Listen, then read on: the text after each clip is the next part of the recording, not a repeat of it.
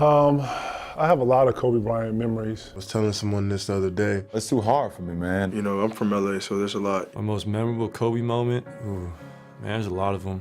That would make me too sad to think about special moments, because all the moments are him fading away on the baseline and sticking it to us, or dunking over somebody, or making a steal. Fisher's 15-footer, no. Rebound off, Kobe's got it. Kobe scores it!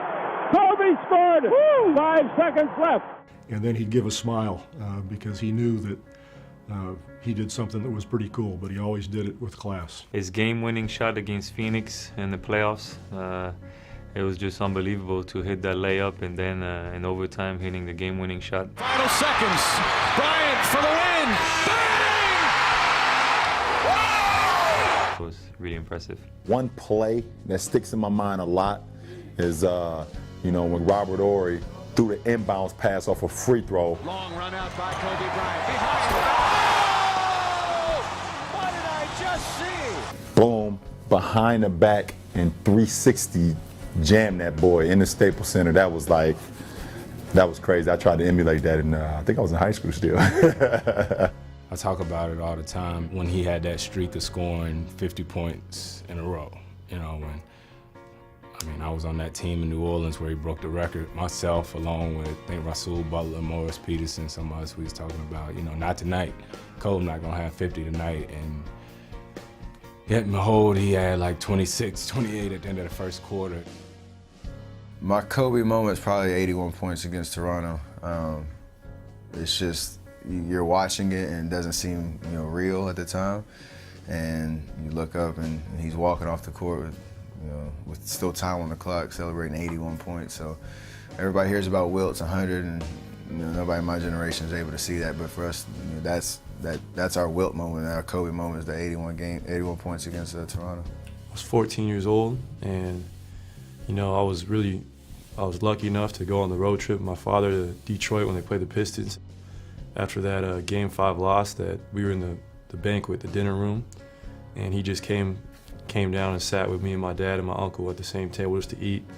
And obviously I didn't say anything to the man because I was really scared to. I was only 14, but I got to tell my friends and family, like, oh yeah, I had dinner with Kobe the other night, and it was no big deal. I do it all the time, which I didn't, but at the time was something.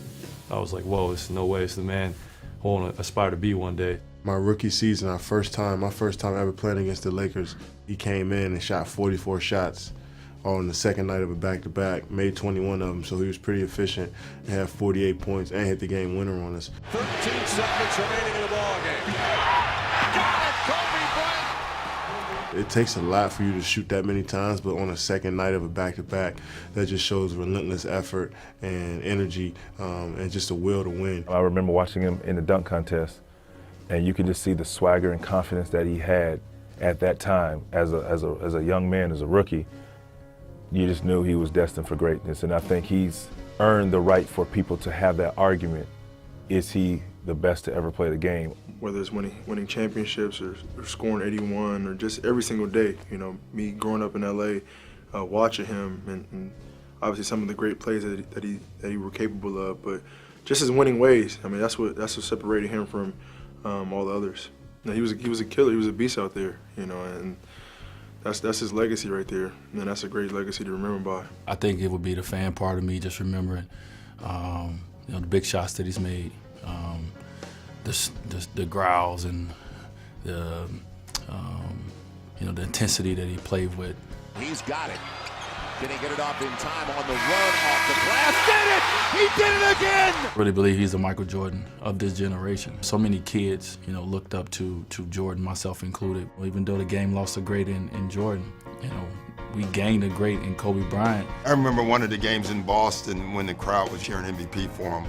I don't know if that was actually a favorite moment for me, to be honest, but I thought it was a cool moment because Boston fans are Boston fans, and they're the best.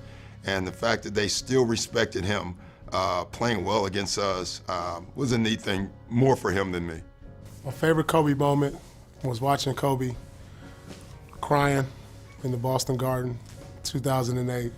To beat a Laker team with Kobe Bryant is the ultimate challenge. You're talking about the greatest player of our generation, and that's why when you're able to see him walking off the court, in tears knowing that you took something that he wanted so bad. I always remember one game, it was in the Staples Center, and through 3 quarters, we were down like 20, and I think Kobe had like 62 or 63, and we as a team had like 61, so he basically outscored our entire team through 3 quarters. He didn't play again in the 4th, and I remember the discussion, what could he have after? He could have easily had 80 that night. My favorite moments with Kobe, and just, you know, being in the trenches with him, especially on that Olympic team, you know, when it was time to win that gold medal, and just, you know, knowing I had another soldier right there next to me, but also being on the court against him, and knowing that every single time I played against him, I had to bring my A game. I had to bring, you know, that mindset, you know, of kill or be killed. And you know, that was his motto. That was his mindset. You know, I'm gonna miss that. I'm gonna miss that about him. I'm gonna miss that about his game. And it's sad to see him leaving, man. My favorite Kobe moment was when both of us was in New York. And I think if I'm 20, then he's 19, 18, something like that. And I think this is his first start in Madison Square Garden. I'll never forget, I threw him an alley-oop. To Garnett, back to Kobe!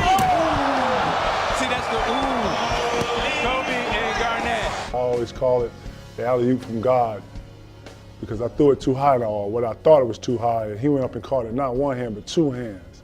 I always like to say Kobe and I have always shared a special relationship, and you know it's nothing but love on this side.